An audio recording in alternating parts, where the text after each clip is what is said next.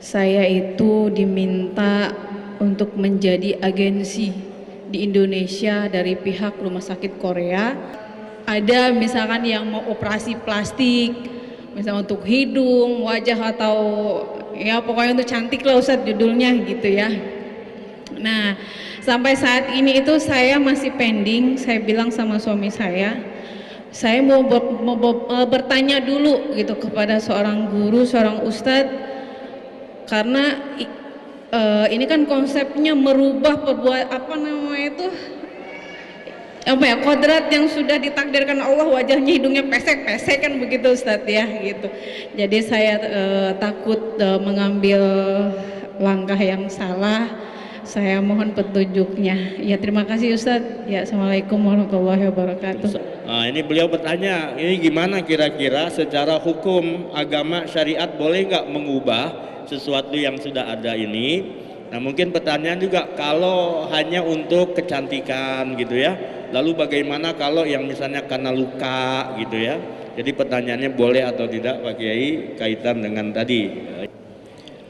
Jawabannya bahwa ketika seseorang yang oleh Allah Subhanahu wa taala sudah ditakdirkan bahwa yang katakanlah hidungnya pesek ya tadi ya, ini tidak dibolehkan untuk dirubah-rubah lagi dengan bedah plastik tadi.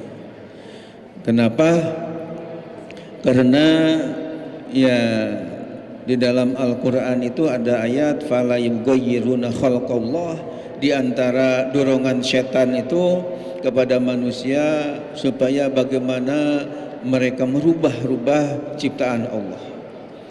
Kemudian di dalam hadis Nabi yang sahih juga dikatakan Rasulullah bersabda la'anallahu al-mughayyirat ya, artinya Allah Subhanahu wa taala melaknat itu artinya mengutuk kepada orang yang suka merubah-rubah pada ciptaan Allah Subhanahu wa taala. Jadi untuk ya kecantikan tadi, merubah ciptaan yang Allah sudah ciptakan ini, itu ada larangan baik dari Al-Quran maupun dari hadis Nabi kita Muhammad Sallallahu Alaihi Wasallam. Kecuali tadi kalau istilahnya dalam bahasa Arabnya lil ilaj litadawi, untuk pengobatan, misalnya karena terjadi kecelakaan sehingga harus ada semacam ya dibedah dan sebagainya biar supaya rapat lagi dan sebagainya, itu namanya untuk pengobatan, itu dibolehkan. Tapi kalau sengaja misalnya pagi sampai datang ke Jepang ke sana biar menjadi lancip ya, hidungnya biar lebih bagus lagi, itu berarti dia menandakan tidak ridho dengan yang Allah Subhanahu wa taala berikan. Padahal kita baca dalam sebuah hadis qudsi, bagaimana bagi orang yang tidak ridho dengan pemberian Allah. Di situ dikatakan man lam yardha bi qada'i wa lam yashkur ala na'mai wa lam yasbir ala balai fal yahruj min tahti samai wal yatlub roban siwai.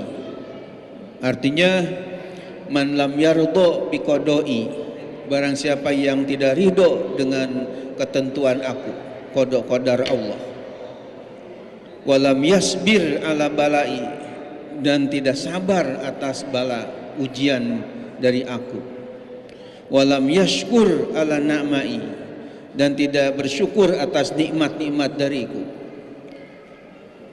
fal yahruj min tahti samai, maka hendaknya ia keluar dari kolong langit aku, wal yatlub roban siwai, dan hendaknya cari Tuhan selain aku. Ya, ini menunjukkan begitu murkanya Allah Subhanahu wa taala kepada orang-orang tadi, diantaranya yang tidak merasa bersyukur dan tidak ridho dengan yang Allah sudah tentukan di alam azalinya dulu ya. keadaan kita. Maka oleh karena itu saya sarankan kita jangan sampai melakukan hal-hal yang dilarang oleh agama kita, apalagi sampai mendapat laknat dari Allah. Nauzubillah min zalik.